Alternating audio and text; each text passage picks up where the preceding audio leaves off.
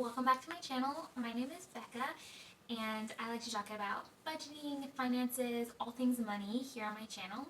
Today I wanted to share my 2021 financial goals as well as reflect on how 2020 financial goals have gone. So I'll start with this year.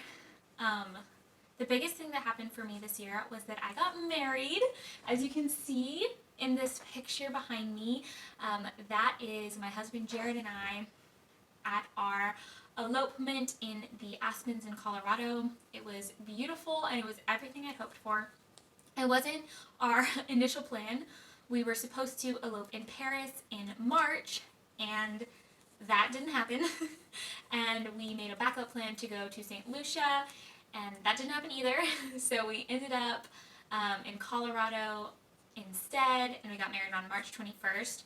And it was a huge blessing to be able to cash flow all three of those vacations.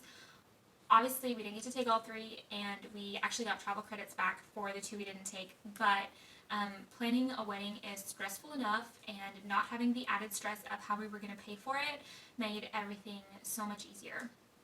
So before Jared and I got married, I was probably what you would consider a lower income individual. I was working part-time at the ministry where I still work, and to supplement that, because I was supporting myself, I was nannying, and that was bringing in enough to pay the bills, but there wasn't much left after that. So I was working on financial goals, but I was inching toward them. I was trying to pay off my car loan and also my student loan.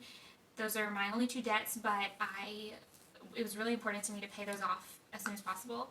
So up until March, I had been able to pay off $3,000 of my car loan, and that was, most of it was from my tax refund, but also I was just putting every extra penny toward that and really chugging along. And then after we got married, we got our stimulus checks, and we actually got some money as a gift for our wedding, and with it we were able to fully pay off the rest of my car, which was another around $3,500. So total this year we paid $6,676 toward my car loan and finished it off.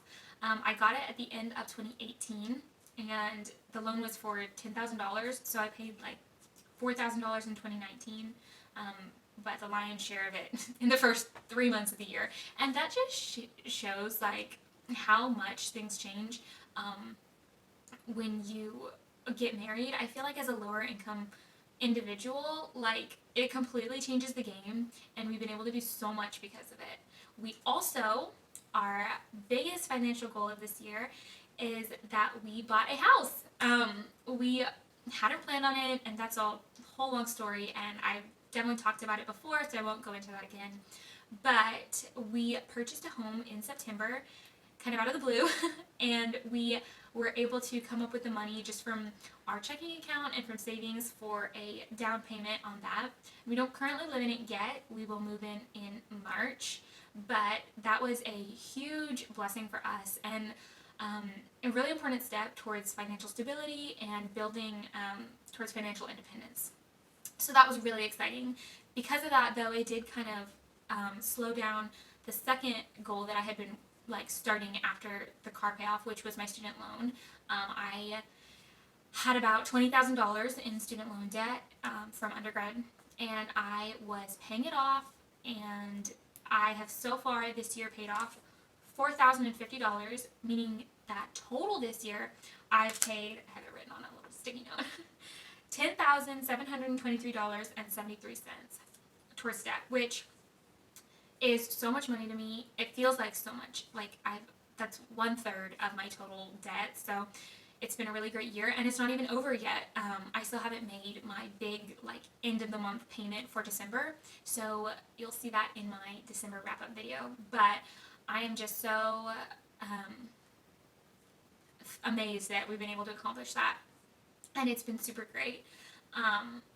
We also have survived this pandemic financially with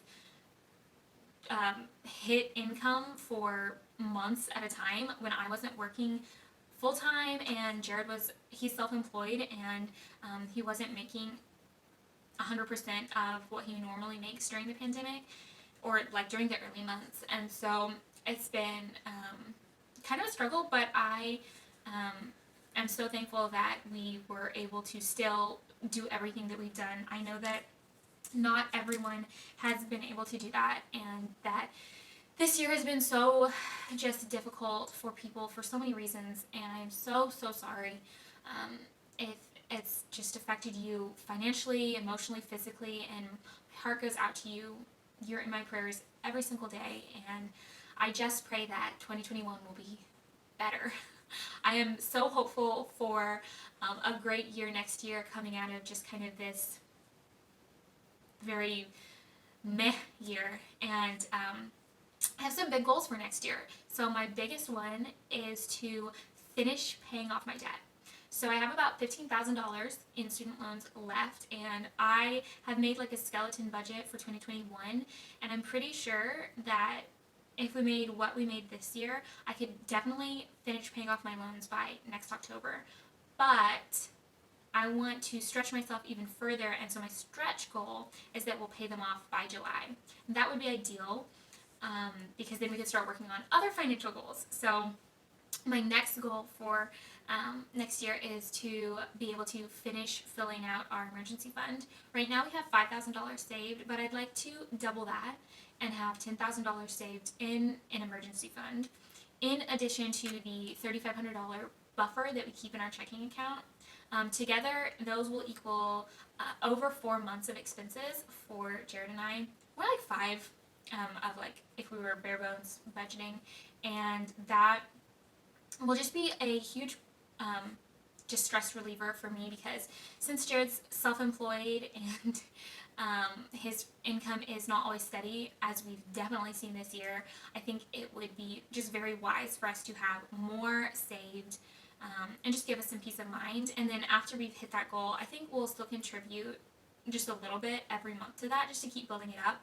But we will move on to our next financial goal, which I hope to start next year, which will be to contribute 15% of our income towards retirement. Currently, I just put $15 a week into a Roth IRA, and this is because I didn't want to stretch myself too thin, and I really wanted to focus on paying off debt first. And also, I'm very young. I'm only 23, and so I know that there's still lots of time, and so I just hadn't been taking it super seriously.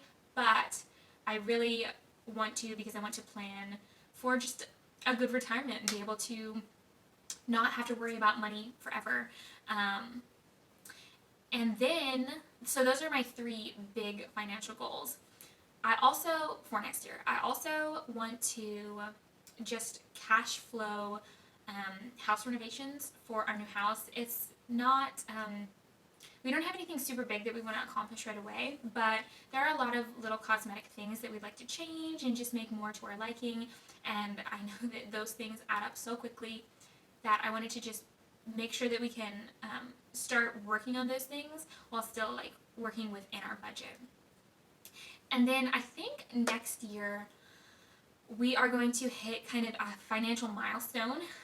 Together, I think next year we'll make over $100,000, which is a big deal for us and feels like a lot of money to me. I know that that's very subjective based on where you live and kind of what your standard of living is, but for me, kind of like that 6-figure mark has always been like, I didn't ever know how much I would make as an adult, and obviously like we're both just like starting out in our careers, so if we hit that next year, I feel like we kind of have like a lot of room for more growth, which is very exciting. I grew up in a not very well off household. I love my parents, and they did their best and tried their hardest, but there were a lot of times that we struggled financially, and I felt that a lot as a child, and I don't want to live with that stress forever. I don't want to carry that over to my children, and so I feel like this is a step in the direction of not having to worry so much about where groceries are going to be paid for. So, not that we worry about that right now, but just setting ourselves up to never have to worry about that, which is such a blessing, and I'm so incredibly thankful for all the support that we've got, and where we are now, the jobs that we have. We wouldn't be here without friends and family, and obviously just God. I don't really talk about that very much on my channel, but we are believers, and we rely very much on God and His provision, and we trust Him with our finance, or we are entrusted by Him with money. So that's how we view it. We are just stewards of this money. So I am super excited for next year. We have some not specifically financial goals too. One of them being that I want to travel internationally at least once next year. Hopefully twice. I don't know if that's going to be possible because obviously the way things are still shut down right now, but I want to take a trip to Europe in the fall to make up for the one we didn't get to take, and use travel credits for that, so that would be fully paid for. And then maybe this will happen, I'm not quite sure, but we were supposed to go to Belize in February for like a reunion. My husband used to live in Belize actually and was in a band there. And so he was supposed to do a little reunion trip, and if that happens, that would be great, and I would love to go, but I'm not quite sure. So, those are all my plans for next year. Let me know down below what your big goals are for 2021 and what you're looking forward to. And please make sure to give this video a thumbs up and subscribe to me if you haven't already. Thank you so much for watching, and I will see you next time. Bye.